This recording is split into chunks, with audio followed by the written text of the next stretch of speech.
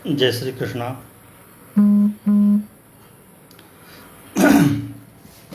आज आप लोगों के समक्ष मांगलिक विचार पर कुछ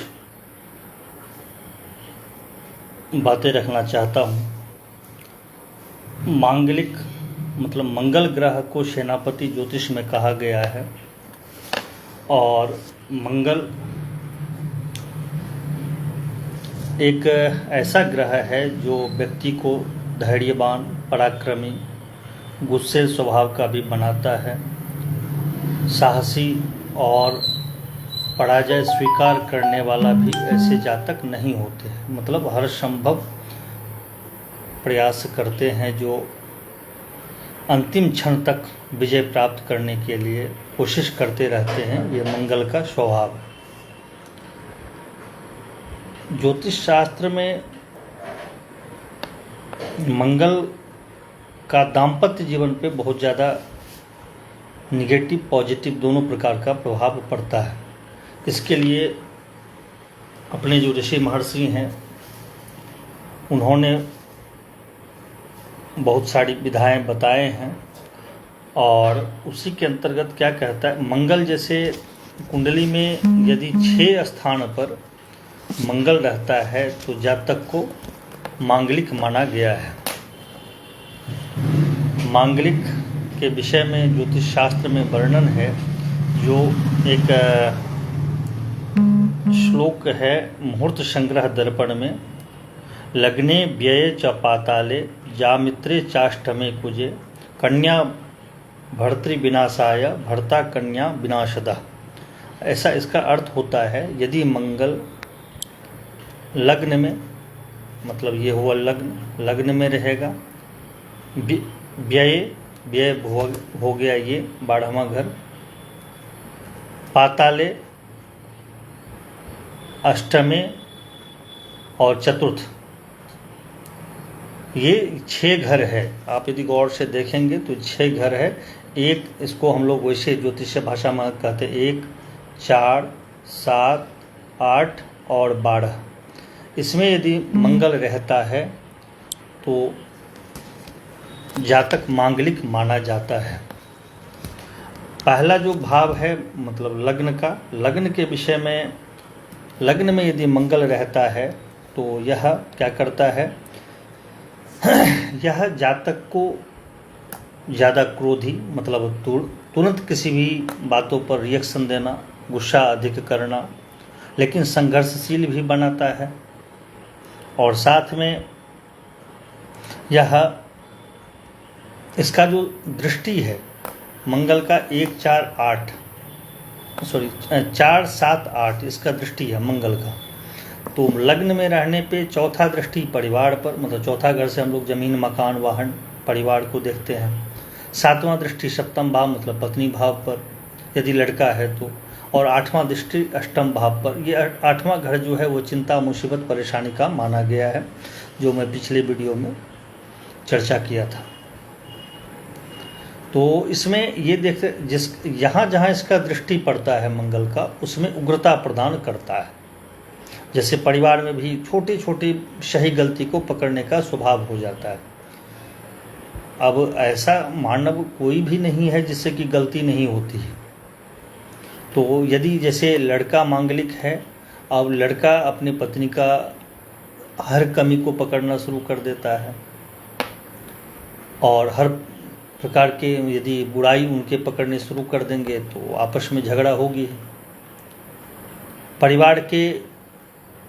परिवार में जो कुछ घटनाएं, जैसे जमीन, मकान, वाहन या पूरा सर पे, कई बार ऐसे जातक अपने परिवार के बातों को लेकर के घूमना शुरू कर देते हैं, उसके कारण परेशानी होती है। 8वां घर रोग का भी माना गया है, तो ऐसे जातक रोगी हो जाते हैं, मतलब स्वास्थ्य उनका कमजोर रहता है। लेकिन ये सारी बातें डिपेंड करेगा, कुंडली में और भी ग्रह होते हैं जो उसको पॉजिटिव निगेटिव बढ़ाने में कोशिश करता है। ठीक है, जैसे और फिर क्या होता है, ये तो लग्न में यदि मंगल हुआ, चौथे घर में यदि मंगल होता है तो चौथा दृष्टि उसके 7वें घर पे मतलब पत्नी भाव पे, 7वां दृष्टि 10वें भाव पे मतलब कार्य क्षेत्र में, 8वां दृष्टि 11th हाउस मतलब आमदनी के स्रोत में। तो यहाँ पे इसको डैमेज करना शुरू कर देता। मतलब दाम्पत्य जीवन को यहाँ भी कष्टदायक ये बना रहा है, क्योंकि सीधे सातवां ऐसा मंगल ये कहीं पर भी यदि रहता है ये 6 घर में, तो इसका प्रायशः सिर्फ 8वां घर को छोड़ करके तो सप्तम पे दृष्टि लगभग होता ही है उसका किसी न किसी रूप में। तो दाम्पत्य जीवन पे को ये प्रभावी इसलिए करता है, इसीलिए कहा है जो यदि लड़का, अभी श्लोक में मैं बोला, जो यदि पति मांगलिक है तो पत्नी के लिए कष्टदायक है, और पत्नी यदि मांगलिक है तो पति के लिए ज़्यादा कष्टदायक होता है। इसलिए मेलापक में मतलब कुंडली मिला करके शादी करने में इसको देखना जरूरी होता है। इसके बाद यदि ये 7वें घर में रहता है तो अपोजिट, मतलब जैसे लड़का में है तो लड़की को तो मतलब एक गुस्से स्वभाव का बना देता है।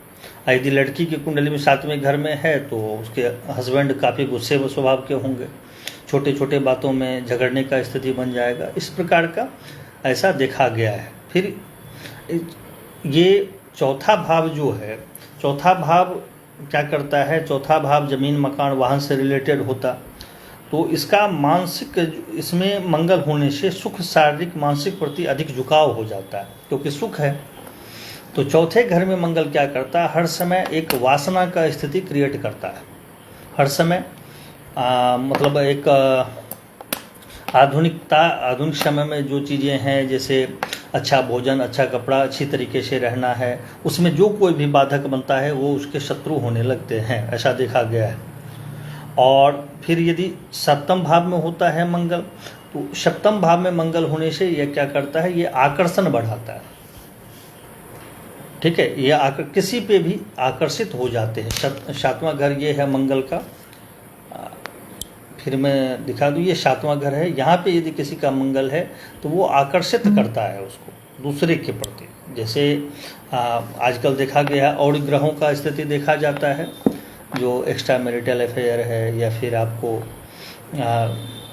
मतलब अपने दाम्पत्य जीवन में दूसरे की एंट्री के कारण दाम्पत्य जीवन खराब हो जाता है, तलाक बन जाता है।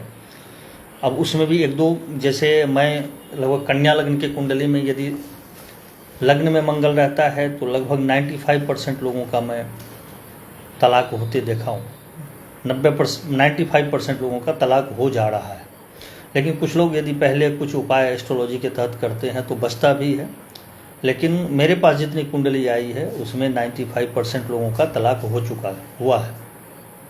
इसको और विश्लेषण मैं आगे के वीडियो में करूंगा। कुछ व्यवस्थित तरीके से वीडियो बनाने का कोशिश किया जा रहा है और अच्छी तरीके से निश्चित तौर पे बनाने का प्रयास करूंगा, क्योंकि अभी तक मैं जिस उद्देश्य से लाइव आना शुरू हुआ हूं वहां तक मैं पहुंचा नहीं हूं, और वहां पहुंचने में थोड़ा सा समय और लग सकता है, क्योंकि कुछ कंटेंट भी चाहिए, इसके साथ कुछ सजावट की भी आवश्यकता है। तो वो सब सारे मतलब लगे हुए हैं। हमारे कुछ सहयोगी भी उस काम में लगे हैं करने के लिए, कुछ समय लग सकता है। और तो कन्या लग्न वाले के लिए तो बहुत खतरनाक स्थिति बनाता है। वृश्चिक लग्न वाले के लिए यदि 8वें घर में मंगल हो जाए तो उसके लिए और तबाही हो जाती है। ये दोनों लग्न पे थोड़ा सा मंगल का विचार करना ज़्यादा आवश्यक हो रहा है। ठीक है। इसके बाद कहा, अष्टम भाव में मंगल होने से जातक का जीवन संघर्षशील हो जाता है, क्योंकि 8वां ग्रह है चिंता मुसीबत का। वो ज़्यादा संघर्षशील, मतलब हर चीज़ों में परेशानी हो। पैतृक संपत्ति के कारण भी काफ़ी परेशानी का सामना करना पड़ता है। ज़मीन मकान से, वाहन से रिलेटेड चीज़ों को लेकर के लड़ाई झगड़ा, केस मुकदमा इत्यादि होने लगती है। बुजुर्गों से परेशानी होता है। आयु पे इसका बुरा असर पड़ता है 8वें घर में मंगल रहने से। प्रायशः देखा गया है पाइल्स वगैरह का भी जो समस्या होता है वो 8वें घर में मंगल होने से हो रहा है। ठीक है। और आगे व्यय भाव में यदि मंगल होता है तो व्यय भाव का मंगल क्या करता है, यह अनावश्यक यात्रा करवाता है और यात्रा में ज़रूरत से अधिक खर्च करवाता है। इसके बाद पति पत्नी को दूर रहने का योग बढ़ा देता है। जैसे आजकल तो जॉब में लोगों मतलब आवश्यकता भी है, पति पत्नी दोनों जॉब करने का प्रयास करते हैं तो अलग अलग शहर में रहने का परिस्थिति को क्रिएट करता है यदि 12वें घर में मंगल होता है तो। इसी कारण से शास्त्रों में मंगल दोष के निरीक्षण मतलब देख करके शादी करने पर विशेष जोर दिया गया है। कहा गया है जो इसको जरूर देखें और इसके कुछ उपाय करके तब शादी करने से दाम्पत्य जीवन अच्छा रहेगा, अन्यथा बहुत परेशानीदायक स्थिति बन रही है। इसमें एक चीज़ और, वो जो श्लोक में लिखा है, जैसे एक पत्नी यदि मांगलिक है पति नहीं है, या पति यदि मांगलिक है पत्नी नहीं है, तो दूसरे का स्वास्थ्य ज़्यादा खराब रहने लगता है, ज़्यादा परेशानी हो रही है। तो ये है मंगल का, ये इसके परिहार के विषय में भी है। जैसे जहाँ जहाँ यदि मंगल है उसी स्थान पे यदि शनि रह जाए तो मंगल दोष कम हो जाता है, उसका दुष्प्रभाव कम होता है।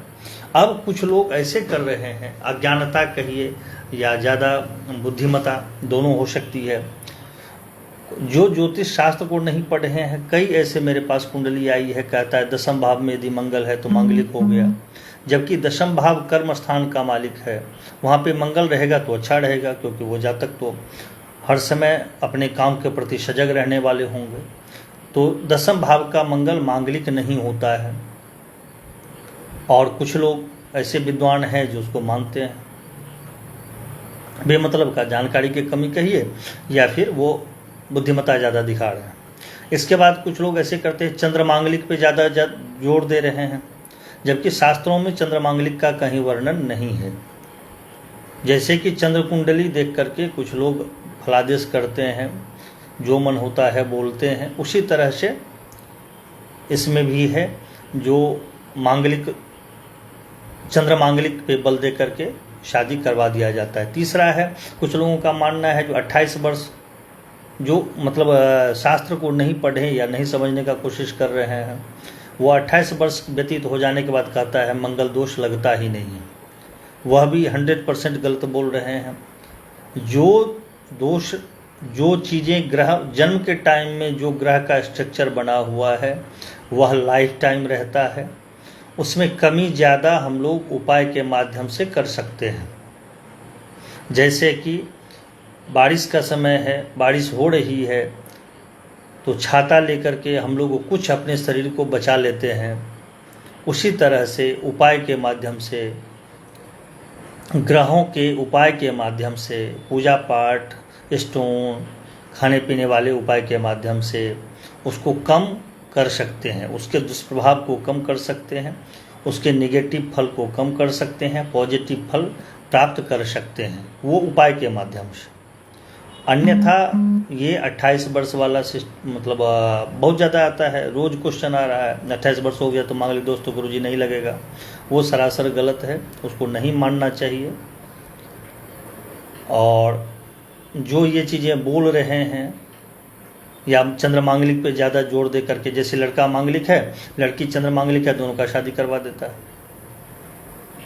काफ़ी परेशानी हो जा रही है। तो ऐसे लोगों को जवाबदेह आप लोग को मानना चाहिए, मेरा कहने का उद्देश्य है ये है। दूसरा चीज़ है, जो कुंडली मिलाने में यदि आप सोचते हैं जो मेरा दाम्पत्य जीवन सब ठीक ठाक रहे, तो निश्चित तौर पर कुंडली मिला करके शादी करनी चाहिए और उसको एक प्रधानता मान करके शादी करना बेहतर होता है। ठीक है, धन्यवाद। जय श्री कृष्णा।